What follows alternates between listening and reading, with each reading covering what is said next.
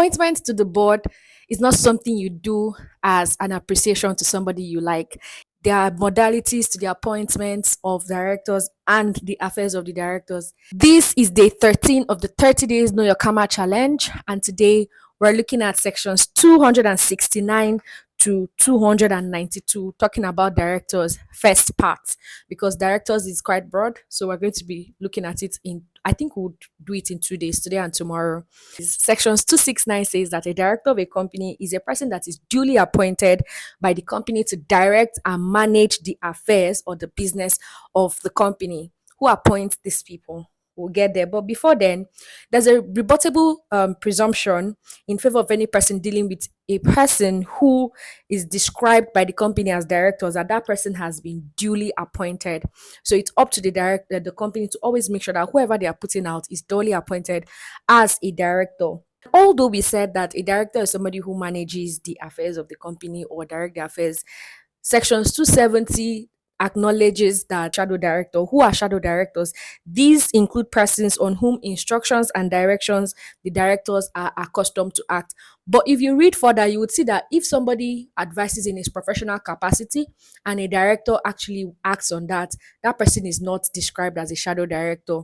We move to the next, which is the numbers of director. Every company, not being a small company, shall have at least two directors. And where the number of these directors fall below two, the company has within 1 month to appoint new directors and shall not carry on business after the expiration of that 1 month if the new director has not been appointed. Where there's default in this, where business is carried on for 60 days without adhering to the above provisions that we just read, every member or director who carried on business is liable for all the liabilities and debts incurred by the company during this period. We move to the next, which is appointment of directors. The appointment of the first directors is determined in writing by the subscribers of the Memorandum of Association or majority of them, or the directors may be named in the article.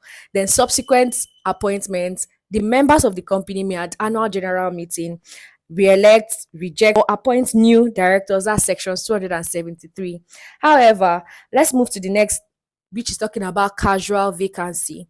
We have just said that the members are responsible for appointing directors, but where a casual vacancy arises, the directors of a company may appoint new directors to fill any of these casual vacancies, which may arise by death, resignation, retirement, or removal. Where this casual vacancy is filled by the directors, such appointments shall still be subject to ratification by the members at the next general meeting, and if the person is not approved, he shall immediately cease to be a director.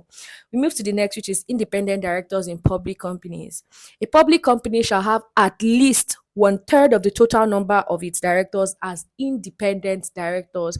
I think this just makes me know that when we're done with Karma, we're not going to stop. I think we'll go on to the code of corporate governance, and maybe we may consider the code of corporate governance of these public companies or some specific sectors. It will be really interesting for you to see how governance is done, especially in public companies. Very interesting. Where a person who is to be appointed is 70 years or more, it is his duty to disclose to the members or to the board that he is 70 years or above. It is also the duty of any person who is going to be appointed as a director in a public company to disclose his directorship in other public companies. And this person is not supposed to be a director in more than 5 public companies. So where a person is 70 years or more and he's to be appointed as a director in a public company, a special notice shall be required for any resolution appointing or approving the appointment of such director. Disqualification of directors. So the following person shall be disqualified to act as a director: infant, that is a person who is under 18 years, a lunatic or person of unsound mind, a person removed under section 288 of this act, where such removal was on grounds of frauds, dishonesty, or unethical conduct.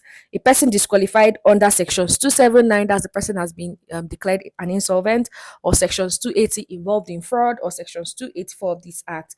Also, a corporation other than their representative, a rotation of directors, unless the article provides, at the first annual general meeting of the company, all directors shall retire from office, and at subsequent AGMs, one third of the directors or the number nearest to one third shall retire by rotation.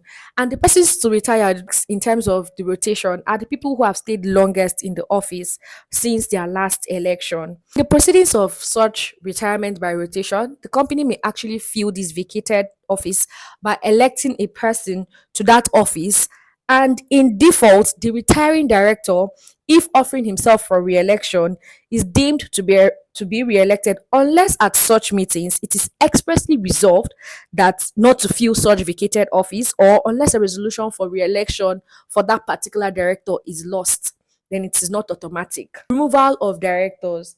The company may, by ordinary resolution, remove a director before the expiration period of office, notwithstanding anything in its articles or in the agreement between the company and him. However, for such removal, a special notice is required. Since so being removed is entitled to notice of this removal, so you can't do it in the person's absence, and the person may choose to make representations in writing if he has any defense to whatever it is that you're removing him for. A vacancy created by the removal of such director under this section, if not filled at that meeting at which he is removed, may be filled as a casual vacancy.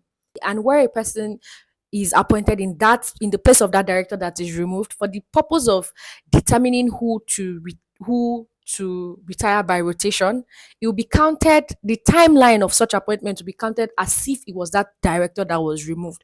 If you want to understand it, if it seems kind of complicated to you, check sections 288 sub 5.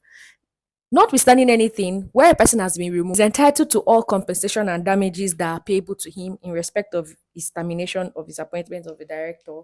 Directors may meet and dispatch their business or adjourn same as they deem fit.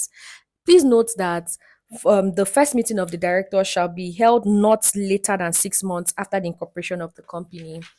The articles, decisions arrived at the meeting shall be by simple majority.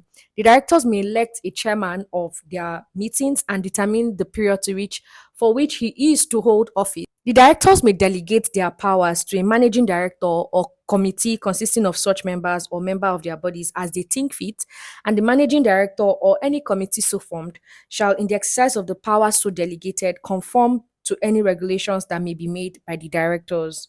Sections 289 sub 8 says that a resolution in writing, signed by all members for the time being entitled to receive notice of a meeting of the directors, is valid and effectual as if it had been passed at a meeting of the directors duly convened and held. All directors are entitled to one vote at their meetings. Every director is entitled to receive notice of the directors' meeting unless he is disqualified by any reason under this act from continuing from the office of the director. Notice of director shall be given 14 days in writing to all directors entitled to receive notice unless provided in the articles. So if the articles provides anything more than 14 days, then that's what is applicable. Failure to give notice in accordance to subsection 2 invalidates the meeting. That's all we can take today on day 13. I'll see you on day 14.